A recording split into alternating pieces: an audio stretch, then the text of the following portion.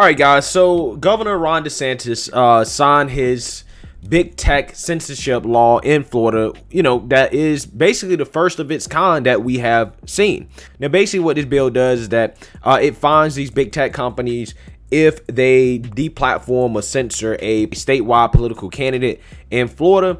And it also requires these companies disclose to users if they're being shadow banned or censored in some way.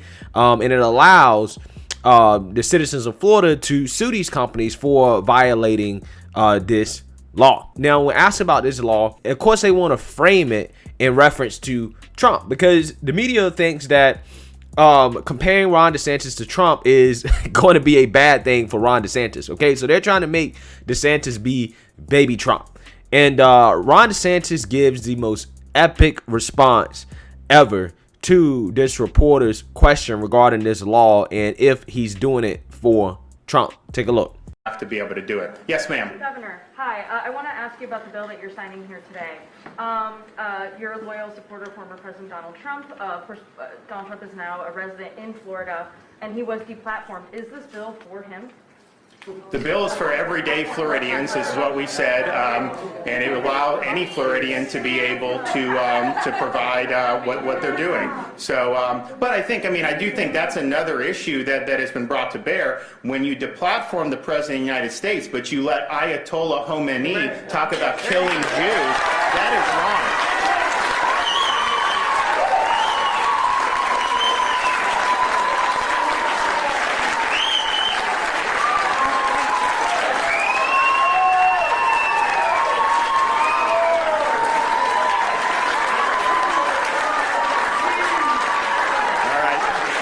Thank you, guys. God bless everybody.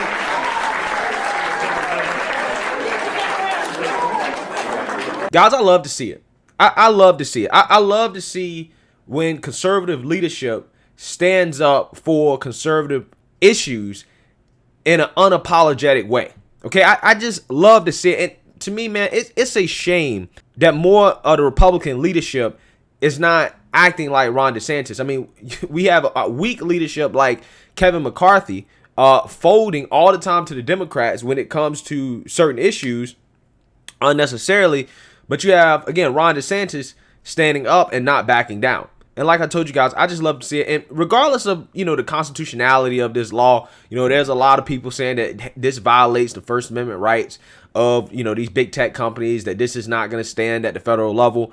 Regardless of that, it's just nice to see a governor actually care, right? Because this is a super important issue for conservatives because, we feel like we've been at the forefront of big tech censorship. And listen, guys, I understand the libertarian perspective on this and how, these companies are private companies, okay? And they do have their rights to free speech as things currently stand. But at the same time, guys, I like to see the world from a practical perspective. And I do think that when these companies become more powerful than the government, right? The government is a function of people. Yes, our government is flawed, but it's still a representation of the people, okay? And when big tech becomes more powerful than the government, that's just like them being more powerful than the people. Okay, and nobody ultimately should be more powerful than the people. We should work to fix our government so that they are more representative of the people. But we should not have a system where these companies that don't represent the people are possibly more powerful and they're controlling the narrative. And this is dangerous, guys, because big tech and the mainstream media are not always right. The mainstream narrative is not always right. Yes, I understand that the mainstream media has, journalistic standards and stuff like that, but it's also important to have alternative sources of news, alternative sources of content, alternative opinions. Because again, like I said, a lot of times the mainstream media is not always right. And you guys know there's a lot of subjects out there, right? There's a lot of topics right out there that the media is talking about right now that they're having to do an about face on because more information has come out and it proves that, the mainstream narrative on this topic may not have been correct because information evolves over time. And Ron DeSantis also brought up a great point about enforcement. When you're not enforcing these policies equally, again, to me, that takes away from the whole private company argument. Okay?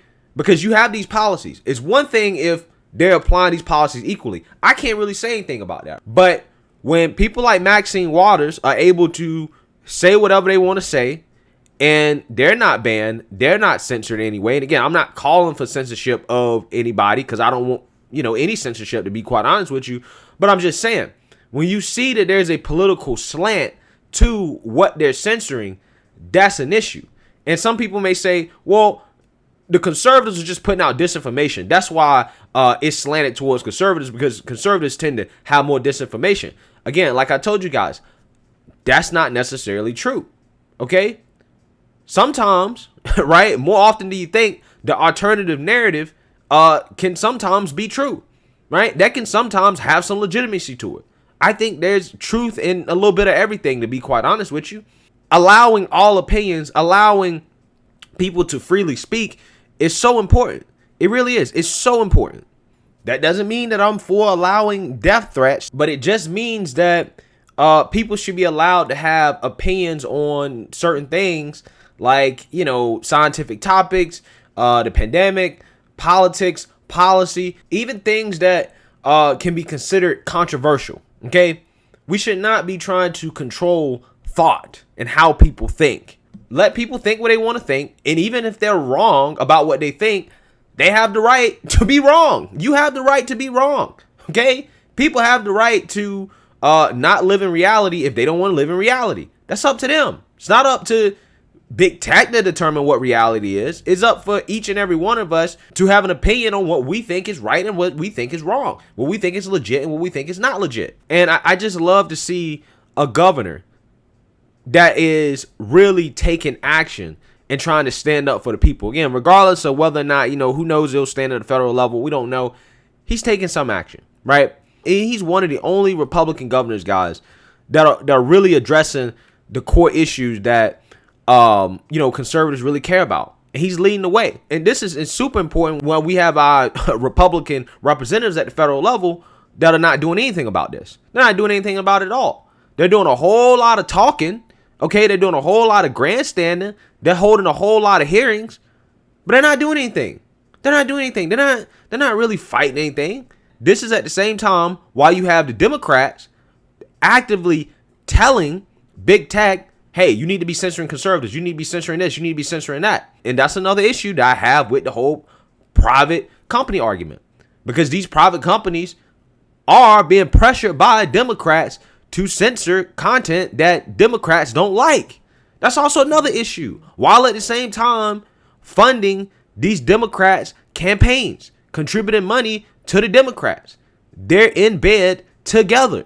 So when we talk about the whole private company argument in the government, are the Democrats not a part of the government?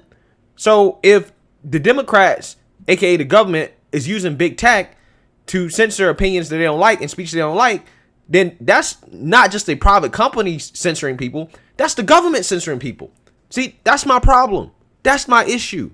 Again, it's one thing if we was living in a world where it was, these companies were acting independently. It completely was an independent thing and they were judging stuff equally. I wouldn't even have an issue with it whatsoever. I'd be like, okay, you know what? That's fine. They can do what they want.